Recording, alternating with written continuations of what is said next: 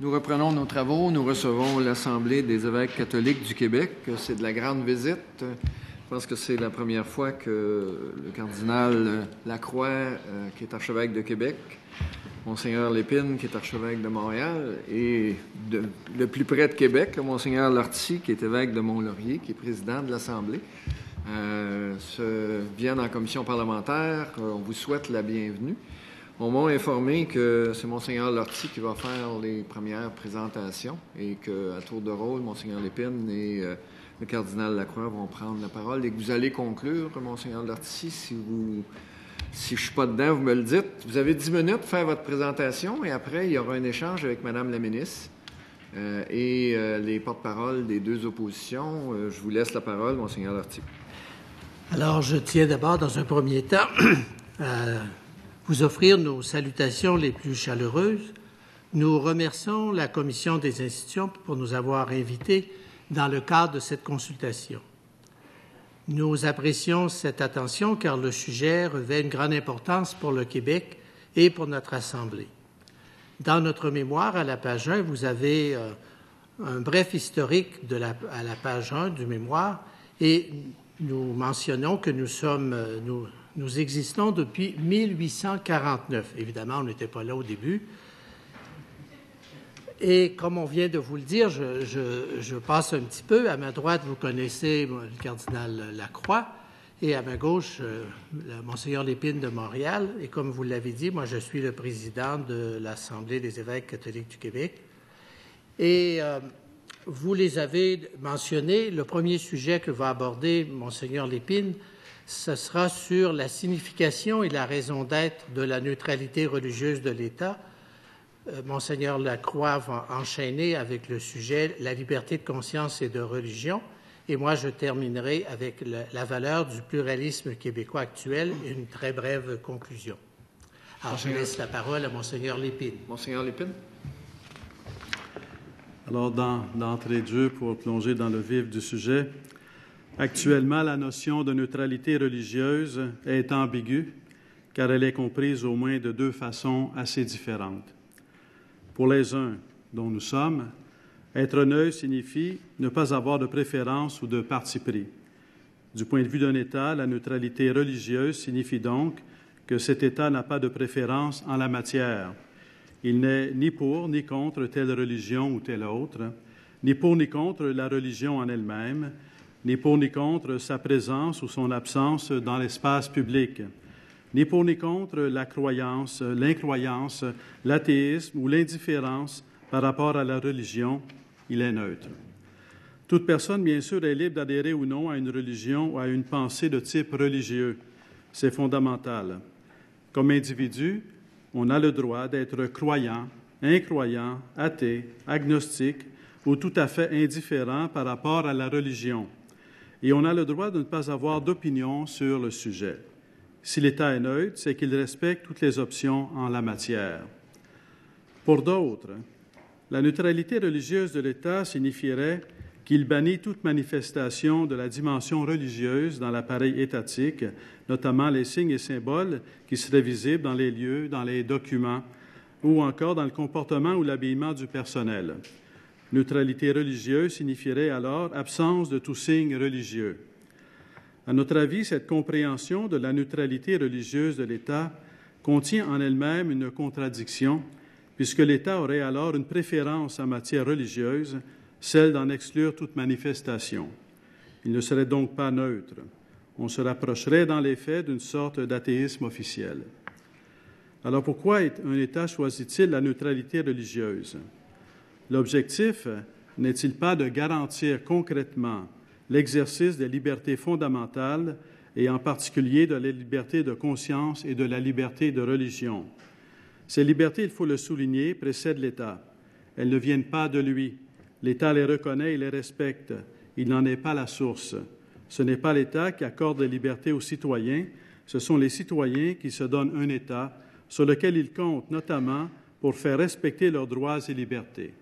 L'État existe pour les citoyens et non l'inverse. La neutralité religieuse ici n'est pas un principe, mais un moyen. Ce n'est pas la neutralité qui est une valeur fondamentale à protéger, mais les droits et libertés.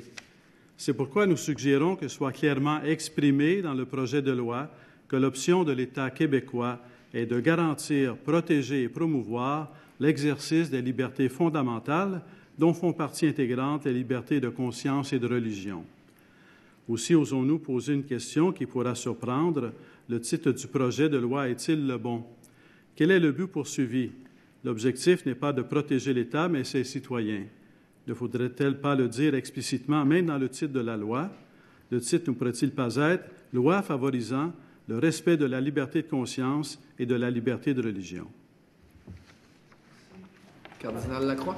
C'est pourquoi nous recommandons que le projet de loi fasse explicitement référence à ces libertés de conscience et de religion, en les nommant clairement, qu'il utilise la formulation qui se trouve dans un considérant du préambule de la Charte québécoise des droits et libertés de la personne, à savoir que le respect de la dignité de l'être humain, l'égalité entre les femmes et les hommes et la reconnaissance des droits et libertés dont ils sont titulaires constituent le fondement de la justice, de la liberté et de la paix. Et surtout, qu'il cite explicitement l'article 18 de la Déclaration universelle des droits de l'homme, lequel constitue sans aucun doute la référence la plus solide pour un législateur. Je cite, « Toute personne a droit à la liberté de pensée, de conscience et de religion. Ce droit implique la liberté de changer de religion ou de conviction, ainsi que la liberté de manifester sa religion ou sa conviction, seule ou en commun, tant en public qu'en privé, par l'enseignement, les pratiques, le culte et l'accomplissement des rites. » On ne trouve dans le projet de loi aucune mention explicite de la liberté de conscience et de la liberté de religion. De fait, le mot « conscience » en est totalement absent, alors qu'il est pourtant au cœur de toute la problématique. À l'article 1, il est question des conditions suivant lesquelles un accommodement pour un motif religieux peut être accordé. Parler seulement de motif religieux n'est pas à la hauteur de l'importance de ce qui est en jeu ici. Et l'article 6, qui a pourtant pour but évident de protéger la liberté de conscience d'un professionnel de la santé, s'en tient à l'expression « en raison de ses convictions personnelles ». C'est vrai, bien sûr, mais c'est insuffisant. Parler seulement de motifs religieux et de convictions personnelles ne permet pas de donner au projet de loi des assises solides, à la mesure de la gravité des enjeux. Cela pourrait même être interprété comme une façon d'éviter le point central de tout le débat, qui est l'exercice et le respect des droits et libertés. Aussi, nous croyons qu'étant donné tout ce qui a conduit à ce projet de loi au cours des dernières années, il faut qu'une réponse sur rien de moins que la reconnaissance explicite des libertés fondamentales que sont la liberté de conscience et de religion en soit le fondement. Le fait de reprendre explicitement ces affirmations, qui sont universelles et incontestables, aurait un double avantage.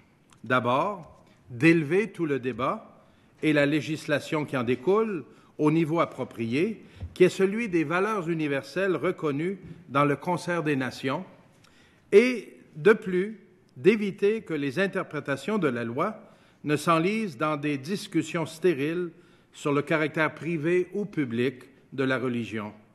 La Déclaration universelle des droits de l'homme est sans équivoque. La religion se vit, s'exprime et se manifeste tant en public qu'en privé. Et je vous partage quelques considérations sur le thème numéro 3, la valeur du pluralisme québécois actuel, à la page 5, au point 3.1. On se réjouit dans l'article 13 du projet de loi de reconnaître la valeur des éléments emblématiques ou toponymiques du patrimoine culturel du Québec, notamment du patrimoine religieux.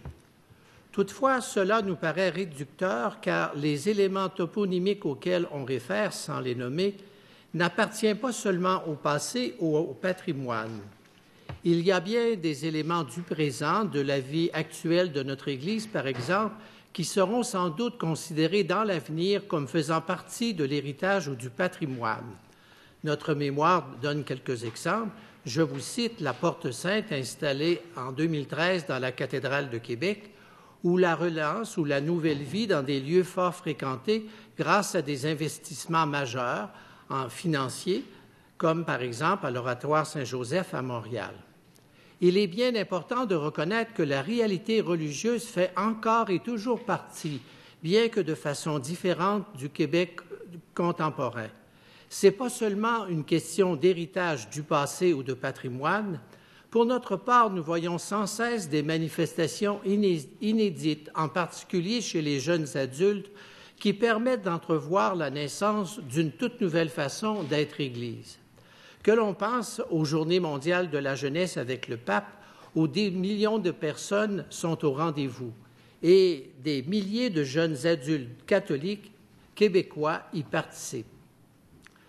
Une autre considération, c'est le catholicisme québécois actuel est de plus en plus multiculturel. Bien des paroisses et des sanctuaires en témoignent.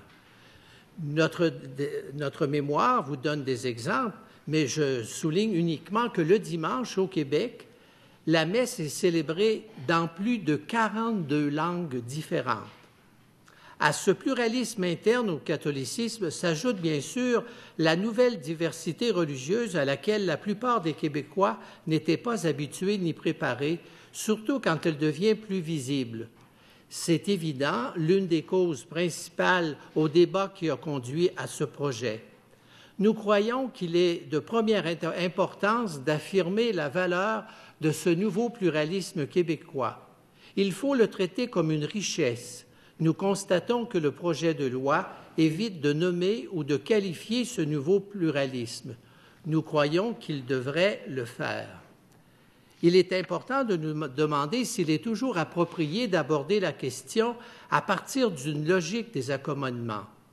La diversité et le pluralisme ne devraient plus être considérés comme des éléments qui viennent déranger ou perturber la normalité des choses, mais comme la nouvelle réalité. Il est important de mettre plutôt l'accent d'apprendre un nouveau vivre ensemble dans lequel la dimension religieuse à visage multiple restera incontournable. Enfin, la société québécoise est désormais pluraliste. Cela se voit, cela va continuer à se voir, il faut s'y faire. Il y va du respect des droits et libertés universellement reconnus. Je termine par une très brève conclusion.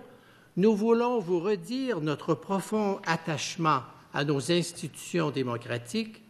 Nous exprimons notre reconnaissance et notre respect à tous les députés et ministres de l'Assemblée nationale pour tous les efforts que vous déployez pour mettre en valeur des valeurs de justice, d'équité et de paix. Nous exprimons notre admiration toujours renouvelée pour la capacité du peuple québécois à maintenir ouverts des espaces de partage, d'écoute et de dialogue, même quand les débats peuvent s'enflammer et se charger d'émotions. Pour notre part, nous avons la conviction que la foi qui nous habite, cette foi de l'Église catholique qui a imprégné notre histoire et nos traditions, est et demeurera une source de sens, de confiance, de paix et d'espérance qui contribue à la vérité et à la paix, à la recherche du bien commun et à la protection des plus petits de notre société. Merci. Merci, Monseigneur Lortie. Madame la ministre.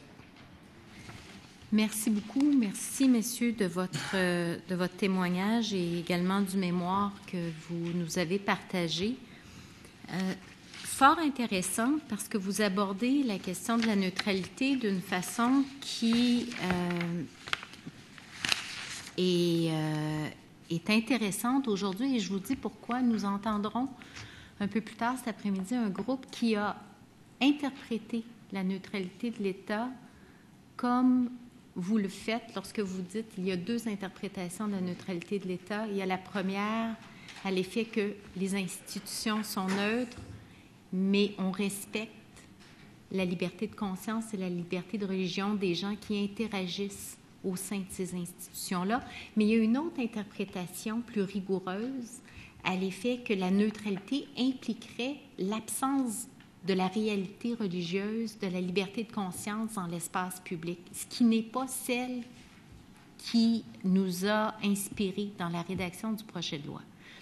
La rédaction du projet de loi s'est inspirée d'une définition de la neutralité que l'on retrouve notamment dans l'affaire de la prière au Saguenay qui a été tranchée par la Cour suprême. Certains nous ont reproché de s'inspirer des décisions de la Cour suprême pour légiférer, mais que voulez-vous, c'est quand même le plus haut tribunal et il nous aide, il nous guide lorsque vient le temps de respecter les droits de tous et chacun dans la rédaction d'une législation. Donc, je trouvais important de le souligner et puis, à juste titre, vous avez soulevé cette nécessité de réitérer l'intention que nous avons lorsque nous utilisons le terme neutralité.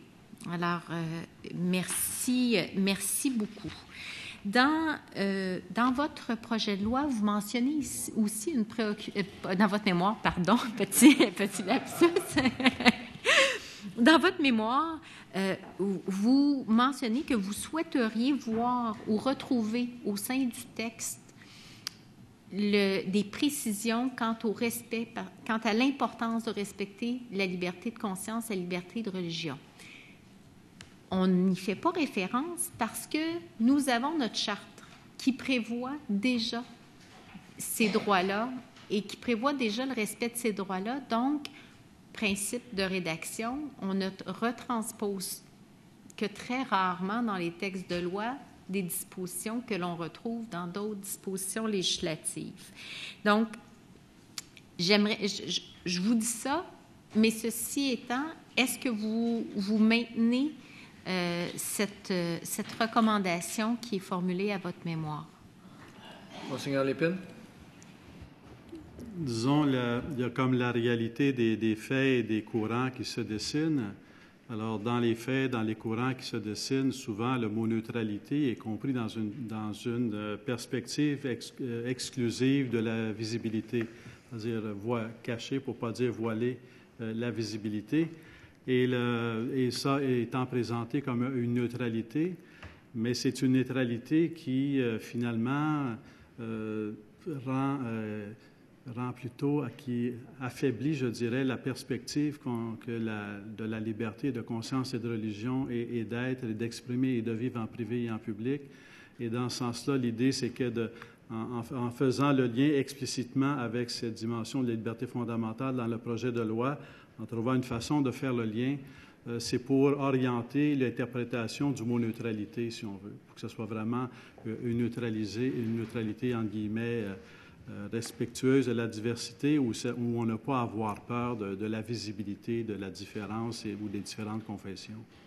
Donc, ce que je comprends de votre mémoire, c'est que pour vous, il est important de bien positionner la neutralité afin qu'elle ne puisse pas être perçue comme un outil pour aseptiser la société de cette réalité, de ce respect et de ces droits fondamentaux que sont la liberté de conscience et la liberté de religion. J'aimerais justement vous entendre sur la question du port des signes religieux parce qu'on l'a abordé de façon un petit peu plus rapide compte tenu du temps qui vous était imparti. Vous faites, à votre mémoire, vous dressez quand même, vous en parlez quand même longuement et je crois qu'il serait important peut-être de présenter vos observations. Oui. En fait, si on comprend bien ce qu'on vient d'échanger sur la bonne façon d'interpréter la neutralité et la liberté de religion et de conscience, il me semble qu'on ne voit pas de menace à porter de façon raisonnable des signes religieux. Évidemment, si j'avais une croix d'un pied et demi, bon, j'exagère là, mais qu'on puisse d'une façon raisonnable, exprimer la tradition chrétienne ou non chrétienne à laquelle on appartient, c'est pas une menace. Hein? Il y a du raisonnable là-dedans, il y a du déraisonnable. Hein? Mais en soi, on va dans d'autres pays où on voit des gens et même dans d'autres provinces, où c'est beaucoup plus on voit des gens avec des turbans, d'autres avec une petite croix, d'autres avec une kippa, enfin. Et c'est pas menaçant si le fonctionnaire, la personne qui est au service de l'État, est une personne compétente et respectueuse. En fait, ça exprime la liberté de religion, le fait qu'on permet cela, qu'on est capable de vivre différents ensemble. Alors moi, je vois ça comme un plus de cette façon-là. Ministre?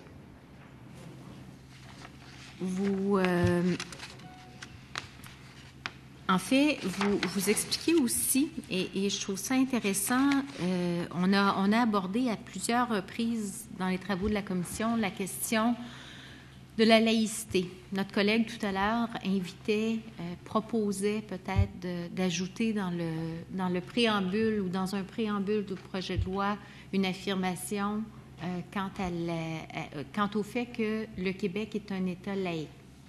Proposition qui a été soulevée il y a quelques minutes. Oui, en fait, notre collègue réitère, oui, je voudrais pas sous-estimer les convictions de notre collègue, mais vous élaborez aussi sur la question de l'utilisation du terme laïque. J'aimerais vous entendre là-dessus. Dans notre mémoire, au point 3.6, le projet de loi évite les deux mots de laïcité et de laïque. Dans le phénomène que nous avons, au niveau laïque, la façon de classifier les gens à la suite de leur baptême, on parle des gens qui vivent leur baptême, des laïcs, on en convient. Ensuite, il peut y avoir des religieux, des religieuses. Il va y avoir aussi des prêtres, puis il va y avoir des évêques, puis aussi, évidemment, le pape. Alors, c'est une façon de comprendre. Et en même temps, on a de plus en plus des laïcs qui travaillent et qui sont des employés laïcs qui travaillent pour nous. Il y a même une association de laïcs qui est au niveau provincial pour leur donner des droits plus importants et respectueux des conventions collectives. Alors, nous estimons que cette réalité du mot laïque, chez nous, là, le fait qu'on l'utilise a un sens particulier qui n'est pas le sens que l'on donne. Mais ce qui est important, il s'agit aussi de préciser quel est le sens.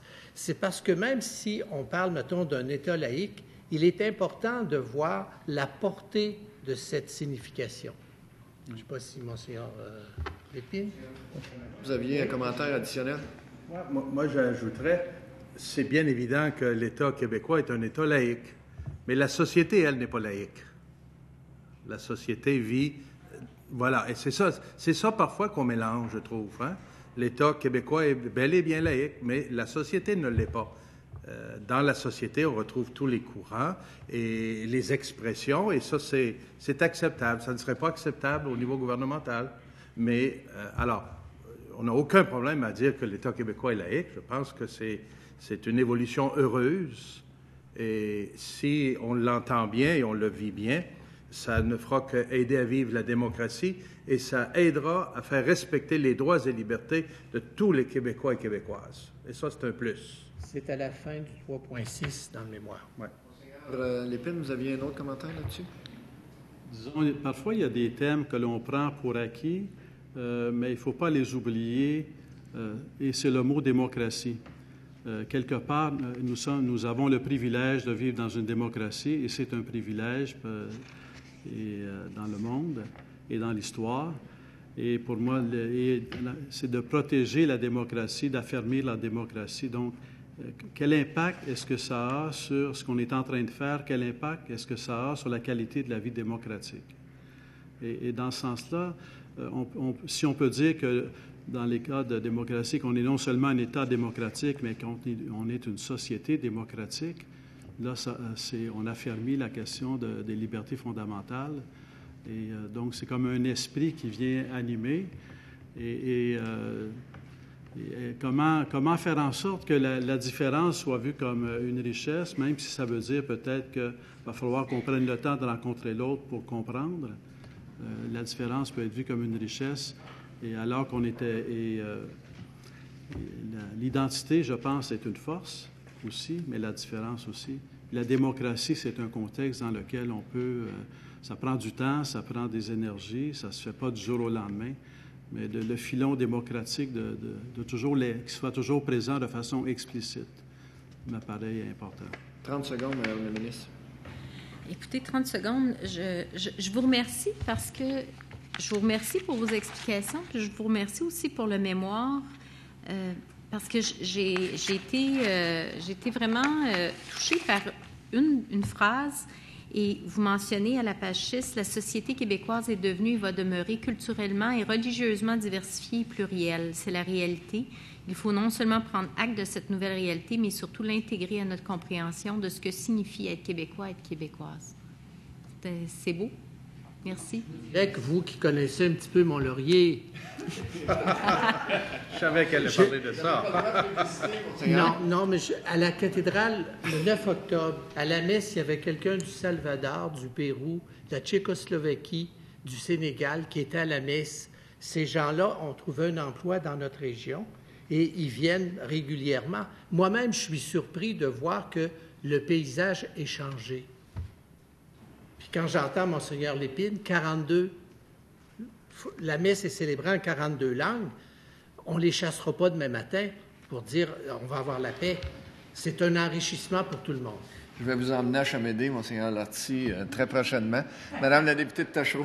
Bonjour, merci, M. le Président. Bonjour, messieurs. Monsieur le Président, qui est Monseigneur que je connais bien. Bonjour, Monseigneur Lacroix, ici. Monseigneur Lépine, que je connais moins, mais Monseigneur Lortie, j'espère que vous vivez bien entre l'Archevêché de Québec et l'Archevêché de Montréal. Ça se passe bien. Vous êtes le médiateur. Il est entre Lacroix et Lépine.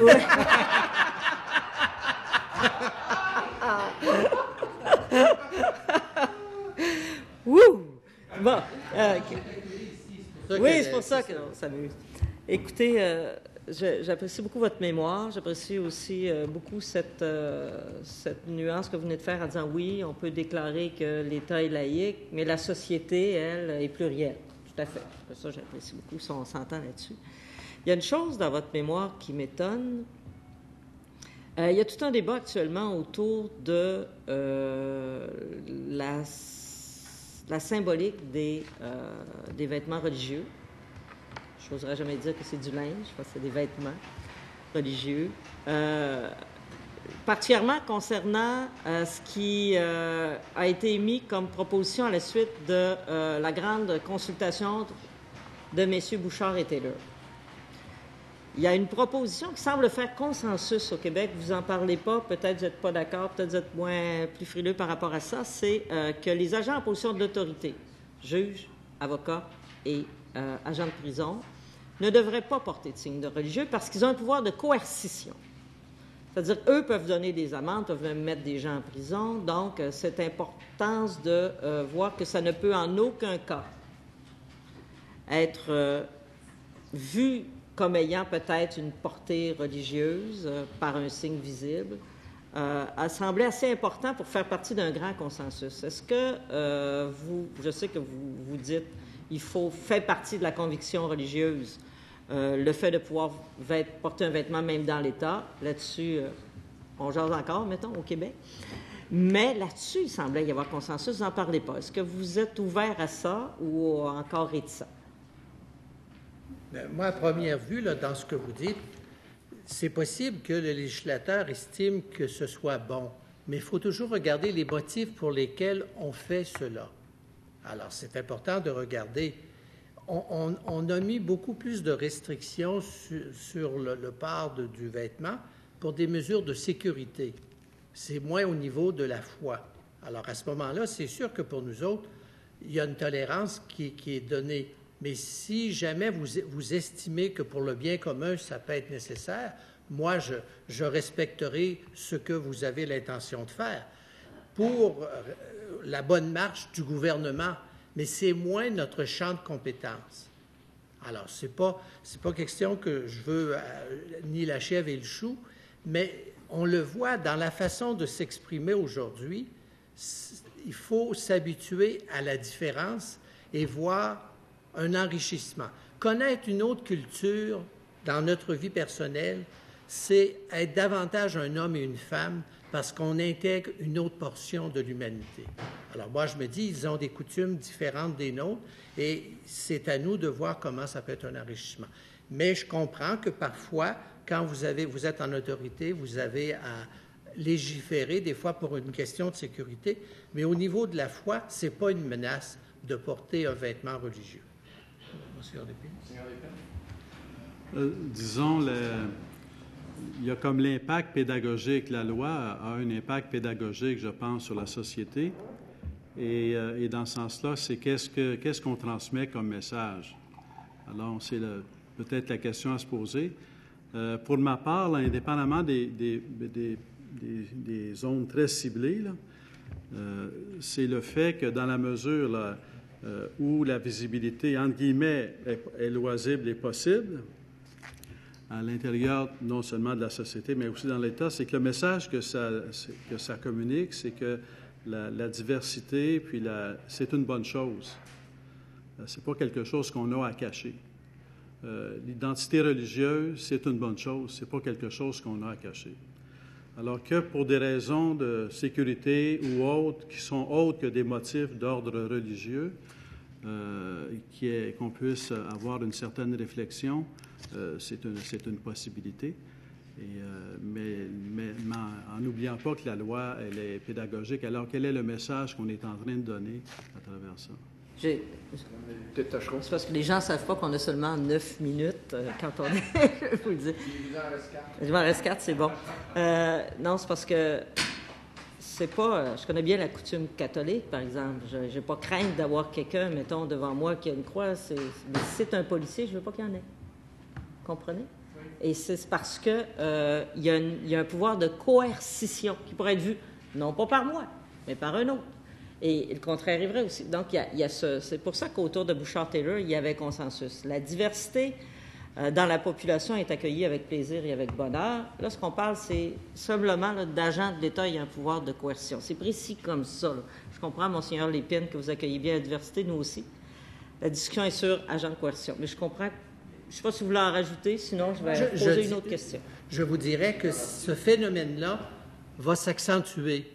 Il va y avoir une autre commission encore. Pourquoi? Parce que l'arrivée de nouveaux immigrants va nous va faire advenir un nouveau paysage. Et on aura à se situer par rapport à ce contexte-là. On ne peut pas régler d'un coup tous les événements. Même pour nous autres, c'est nouveau. Dans le diocèse de Mont-Laurier, j'en ai 8 qui viennent du Burundi comme prêtres. J'en ai 2 qui viennent de l'Amérique du Sud. Alors, c'est nouveau. Avant, c'était tous des prêtres québécois. Bien, c'est nouveau. Mais j'ai à m'adapter, moi aussi. C'est pas la même chose. Je suis d'accord. L'article 4 de la loi dit « Un membre du personnel d'un organisme public doit faire preuve de neutralité religieuse dans l'exercice de ses fonctions. Veiller à ne pas favoriser ni défavoriser une personne en raison de l'appartenance. » Est-ce qu'il y a des modifications pour vous ou si vous êtes à l'aise avec cette partie de la loi-là? Ça me semble être clair, hein?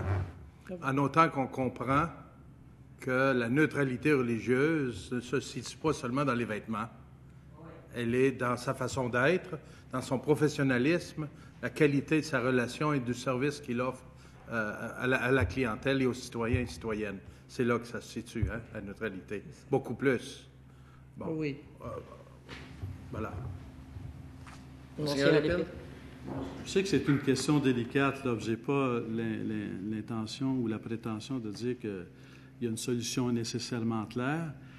Mais personnellement, là, si je vois quelqu'un avec un turban qui est en train de me servir, rendre un service de l'État, moi, je ne vois pas ça comme une menace. Je ne me dis pas que l'État, il veut que je devienne sikh. Au contraire, je vis dans un endroit où on peut avoir, où différentes religions ont leur place et que les gens, à cause de leur religion, ne deviennent pas des citoyens de seconde zone, sont toujours considérés comme des citoyens à part entière. Alors donc, pour moi, l'idée qui est présente dans la loi et qui est très belle et qui est très vraie, qui est même très succinct en une phrase, là, d'accueillir les gens, quelle que soit leur identité, c'est très bien. Mais pour ma part, je ne suis pas convaincu que pour faire ça, il faut que moi j'apparaisse ou que celui qui sert apparaisse comme n'ayant pas d'identité. Et parce que quelque part, j'aime autant une identité, entre guillemets, visible s'il le faut, qu'une identité cachée. Parce que c'est... Pas là-dessus, là. On n'est pas dans le service public. On c'est est dans le visage découvert. Le visage découvert, vous êtes d'accord? Oui, aucun problème. C'est bon. C'est ça. Pour nous, oui. Tout en reconnaissant, je suis d'accord avec vous, que l'identification de quelqu'un peut se faire par les empreintes digitales. Puis Monseigneur Lacroix, parce qu'on s'est préparé, il paraît que on est unique avec nos yeux. Et tiens, ceux qui travaillent des fois avec d'autres groupes, ils le savent. C'est ça. Merci, Madame la députée de Tachereau. Madame la députée de Montarville. Merci beaucoup. Unique. Nous avons tous des yeux uniques et je pense à Nexus, quand vous avez dit ça, là, lorsqu'on arrive à l'aéroport. Bonjour, messieurs. Monsieur le cardinal. Bonjour. On dit « mes seigneurs » quand vous êtes deux. Spontanément. Écoutez, c'est un plaisir de vous entendre. On voit ici toute une autre façon de lire et de comprendre le projet de loi 62. Et vraiment, on sent les théologiens en vous, là. On comprend que vous comprenez ce projet de loi-là et vous le prenez d'un autre sens. Et là, la journaliste en moi n'a pas pu s'empêcher de prendre des notes et noter des choses. Et j'ai noté que vous avez employé, lorsque vous parliez, je vous écoutais attentivement, des termes très forts pour commenter le projet de loi 62. Définition ambiguë, mauvais titre, réducteur, manque d'élévation. C'est des mots qui m'ont interpellée, mais je poursuis. Je comprends à la lecture de ce que vous nous avez dit, puis surtout après vous avoir entendu, que vous feriez plusieurs modifications à ce projet de loi-là. Et vous allez, et là, je peux me tromper, là, vous me corrigerez, je sens que vous allez à l'autre bout du spectre, comparativement à, je vais dire nous, la formation politique que je représente, dans la mesure où nous souhaitons qu'il y ait une interdiction de porter des signes de religieux, mais uniquement pour ces personnes en position d'autorité coercitive, comme nous l'a recommandé les commissaires Bouchard-Taylor, minimalement, et qui sont, naturellement, on les connaît, les juges, les procureurs de la couronne, les gardiens de prison et les policiers. Ce que je comprends de ce que vous nous avez dit, c'est et ce que le projet de loi fait actuellement, c'est qu'il ne touche à aucun signe religieux pour personne. On ne touche à rien. Donc, on les permet tous. Mais vous nous dites qu'il faudrait aller plus loin dans une certaine forme d'acceptation de signes ou d'acceptation du religieux.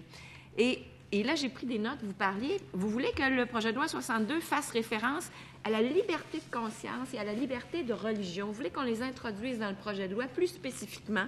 Vous nous parliez aussi des termes qu'on retrouve dans la Déclaration universelle des droits de l'homme à l'article 18. Alors, mettre, si je comprends bien, le religieux, le spirituel, plus à l'avant même. Pouvez-vous commenter ou j'ai absolument rien compris? J'ai compris l'essentiel de notre message. Ouais. Monsieur Lacroix va continuer. Oui. Merci. Vous avez raison d'avoir 3 théologiens devant vous, mais aussi 3 amoureux de l'humanité et du respect nécessaire pour les droits et libertés de tous les citoyens et citoyennes. Et c'est pour cela qu'on veut réintroduire la question de l'article 18 de la Déclaration des droits de l'homme. Bien qu'on ait dit tout à l'heure, ça existe déjà, on le connaît, mais nous, on trouvait important de faire ce rappel à l'intérieur de ce projet de loi-là, parce que parfois, on a tendance à vouloir éliminer toute la question religieuse dans le domaine public. On entend souvent dire ça, c'est une question privée, c'est personnel, privé, faites ça chez vous, mais il ne faut pas que ça paraisse. Alors que ça semble être... Ça nous donne l'impression qu'on dévie le débat avec ça. Alors, c'est important de rappeler cela.